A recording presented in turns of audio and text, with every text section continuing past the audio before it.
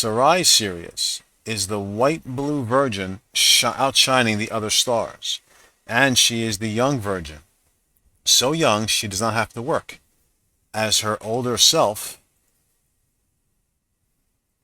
If this is Sarai, in the progression of life, her older self is Virgo, the servant. This one doesn't have to work. It just plays. The young princess does not have to work, as her older self will in Virgo. Sirius is just the daughter, the lowest star point in the sky from the northern hemisphere perspective. This is her reverence in the short count calendar. This is her reverence in the short count calendar. She's the daughter. In the long count calendar, the star is the father. Going this way, the story is it's a masculine father. That's why he's called Sir. Remember, Sirius is in the Aries Pada in Gemini, as I said in the previous video. And Aries is cardinal fire. Sirius is split up as belonging to Seer, which is indicative of Sur and Seer, which are both pains. And the pain is a burning star. But with great pains comes great heights as well. They see the lowest star in the sky as being a way of soaring to great heights. And they do that by giving other people all the sores and all the sears, all the pains of a burning star, of cardinal fire. Cardinal fire, cardinal action, cardinal drive, cardinal intelligence, cardinal spirit, cardinal direction that gets lost in the waters of Pisces. That's what they're seeing in us. That's why he's the father of fire. Another way of looking at it is this. Sir, Siri, Eos, belonging to Sir. Eos is the derivative of jus, from where we get justice. This is the justice light. This is the justice light. The Jyotish light. Jyotish. Justice and Jyotish. Justice is Jyotish.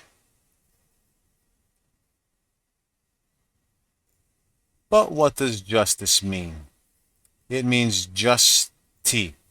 The tav in Hebrew is the last letter in the alphabet, and the tav, it has no tangible picture to it. It's a mark. It's a mark is all it is, and it means pay attention. Heed this. Target this in your thoughts and listen, look, read, heed this. That's what the T means when it's at the end of a word, especially the end of a root word. This is just, which means juice T. Pay attention to this light, the light you look at. If it's the light of justice, just like the Super Friends Hall of Justice.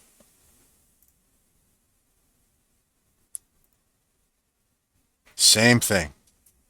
This is just T, the light you look at, because it's the light of justice. That's Sirius. The light you look at. It's the light you look at to set things right in your life, in Gemini, within the dome. Not thinking about strange things. It's about doing the work. It's about feeling the grass, hearing the trees. Okay? Heeding the birds. Justice, before it becomes blind, was about putting things in the right place. If one is not steered pruned, encouraged in a long time, then if you find a plant that one of the channels I subscribe to, he's a little controversial, so I won't say his name. He put it this way: if you find a plant, you clean it off first. You dust the cobwebs off, get the bugs off of it. You want to heal it, but first you have to clean it up. You have to support branches, and you cut down things. This is all before you water it.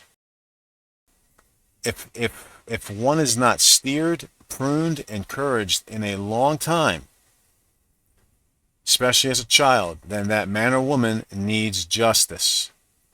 Justice is about purging negative things and devices from your person, from your mind, from your life, from your body, from your mind, from your life. You water what should be watered after you clean it.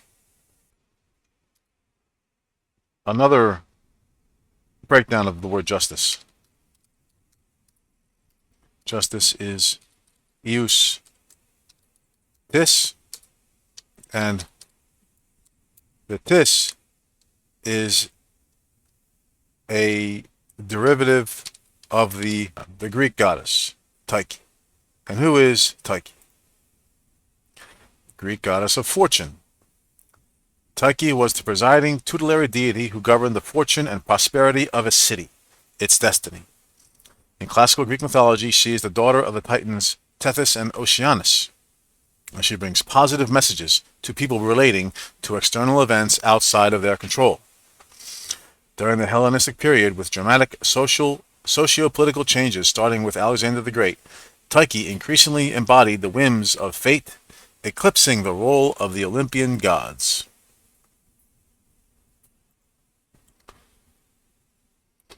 Tyche, this is all AI. Tyche. In the Roman, Fortuna. Notice the wheats of grain here. She is a goddess of the harvest, it seems. She is a goddess of grain. Tyche, cheat sheet. Tyche. As you see, the name Tyche. T and he, and the Chi. The Chi is coming from the Persian, because the Greek letters come from the Phoenician, which come from the Persian, come from a mix of Persian and Egyptian. But from the Persian, the key, which is the H in Greek, the key, the CHI, is a symbol or a word for the feminine. Patron of these regions, Antioch. Other shrines. Tyche was a daughter, as a divinity guiding and conducting the affairs of the world, and was sometimes called one of the Moirai. She represented the varying unsteadiness of fortune, unsteady and capable of rolling in any direction when depicted with a ball. With Plutus or the cornucopia, she was the symbol of the plentiful grains of fortune. So, when depicted with a ball. So when she was depicted with the ball, she was the whims of change. Kind of like the Indiana Jones, the ball at the beginning of Raiders of the Lost Ark. The whims of change. But with the cornucopia, she was a symbol of the plentiful gifts of fortune.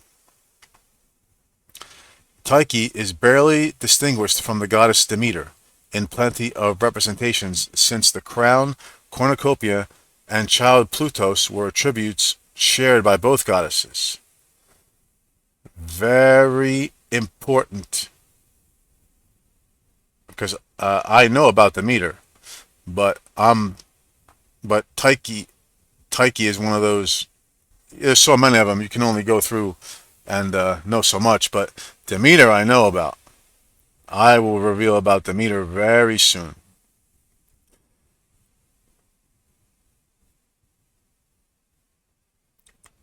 So Nemesis was cautiously regarded as the downside of Tyche. So Tyche and Nemesis, almost one who provided a check on extravagant favors conferred by fortune. The pair were often depicted as companions in Greek vase paintings. The mythical hero Palamedes is said to have dedicated the first set of dice, which he is supposed to have invented, to Tyche and her temples in Argos. Here's another cheat sheet. Tyche, identified with Roman Fortuna. Member of the Oceanids on Mount Olympus. Her attributes: ship's rudder, mural of corn, cornucopia, and a ball. Notice she's associated with the constellation of Virgo, which I'm not going to agree with. Companion of Persephone, Nemesis, as the dual nature, Nemesis, and Agathos Daemon. Persephone, interesting.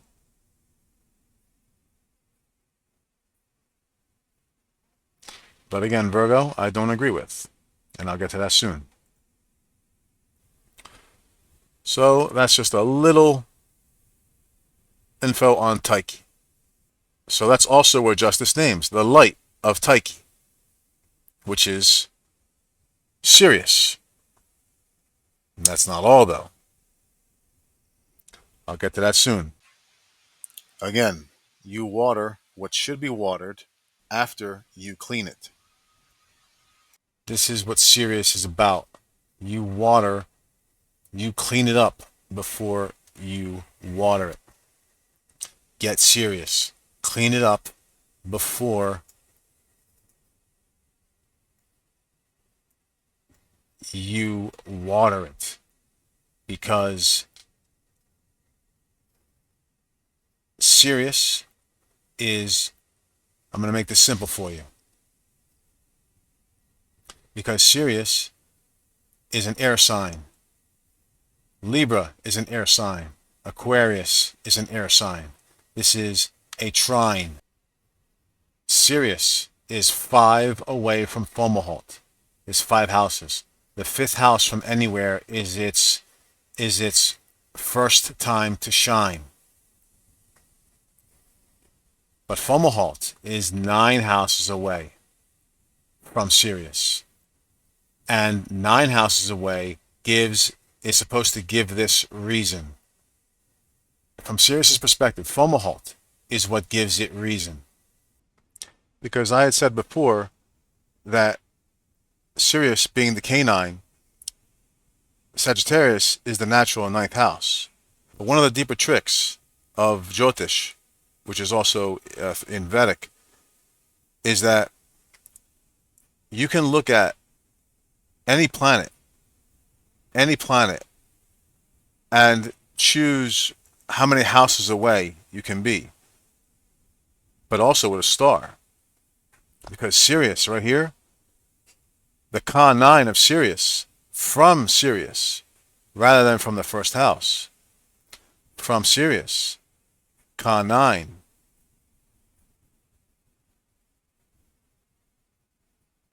is Aquarius. And it's always going to be Aquarius. Whether it's from the 12th house to the 8th house, 1st house to the 9th house, 2nd house to the 10th house, 3rd house to the 11th house, 4th house to the 12th house. It's always going to be 9 houses away. So Fomalhaut, the fixed star Fomalhaut, is always 9 houses away from Sirius. Which means Fomalhaut is always going to be the guru of Sirius. And the water that comes out of Fomalhaut, it's knowledge that you can see.